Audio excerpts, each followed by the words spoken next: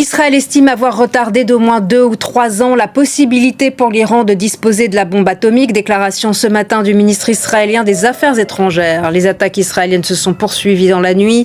Le site nucléaire d'Ispahan a été pris pour cible. Des dizaines de personnes accusées d'espionnage au profit d'Israël ont été arrêtées en Iran. On retrouve tout de suite Siavash Ghazi, correspondant pour RFI et France 24 à Téhéran. Siavash, pour le moment, l'offensive israélienne ne semble pas ébranler le régime iranien. Alors, c'était pas l'objectif déclaré du premier ministre israélien, mais le fait est que l'Iran résiste toujours malgré des moyens qui sont sans comparaison avec les moyens militaires dont dispose Israël. Dans la nuit, par exemple, la 18e vague d'attaque a été lancée contre Israël. Donc, sur le plan militaire, l'Iran dispose toujours de moyens pour attaquer Israël et lancer des missiles, mais aussi des drones, par exemple des drones Shahed 136 ont été lancés contre l'État hébreu, malgré donc les frappes israéliennes qui continuent depuis 9 jours maintenant, visant des sites militaires, mais aussi nucléaires, et aussi par exemple certaines villes.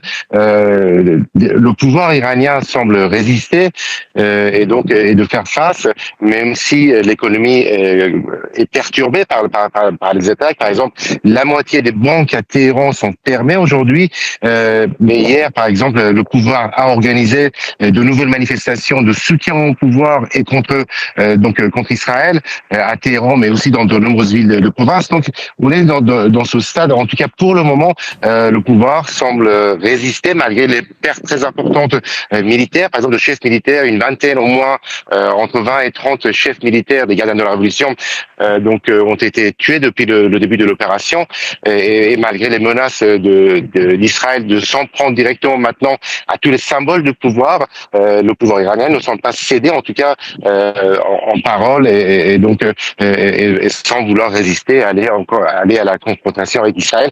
De même, par exemple, sur le dossier dans les négociations, le ministre iranien des Affaires étrangères a répété qu'il n'était pas question d'avoir 0% d'enrichissement ou de discuter de son programme balistique. Donc, une manière de tenir face à Israël, mais aussi aux États-Unis, qui ont menacé d'entrer en guerre contre l'Iran. Et Israël, à l'instant, vient d'affirmer avoir tué un commandant iranien en charge de la coordination avec le Hamas. Le nombre de morts civiles augmente en Iran. Comment la population iranienne se protège ?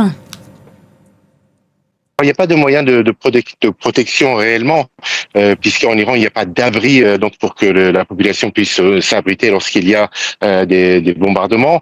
Il n'y a pas non plus de système d'alerte. Alors, c'est pas seulement le nombre de victimes civiles qui augmente, c'est aussi parmi les militaires. Par exemple, ce matin, 5 militaires ont été tués dans la ville de Khorramabad, à la frontière avec l'Irak, qui ont été ciblés lors d'une frappe israélienne contre un site de lancement de missiles. Le gouvernement iranien n'a pas donné de nouveaux chiffres.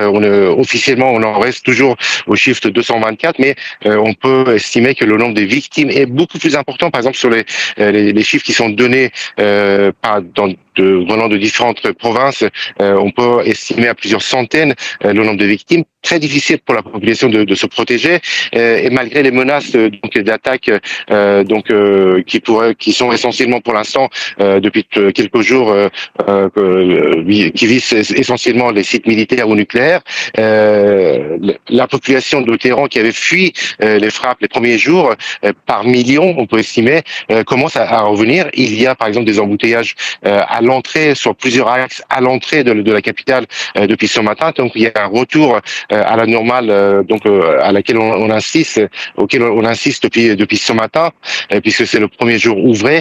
Mais c'est très difficile pour la population de se protéger parce que pas de système d'alerte. On ne sait pas quand les avions israéliens ou les drones attaquent et ni quel endroit ils attaquent. Les seules alertes, ce sont par exemple les alertes données par l'armée israélienne qui dit par exemple on va frapper tel ou tel quartier de Téhéran, comme cela a été le cas ces derniers jours. Merci beaucoup Siavash Ghazi d'avoir été avec nous. Merci pour votre analyse et toutes vos informations.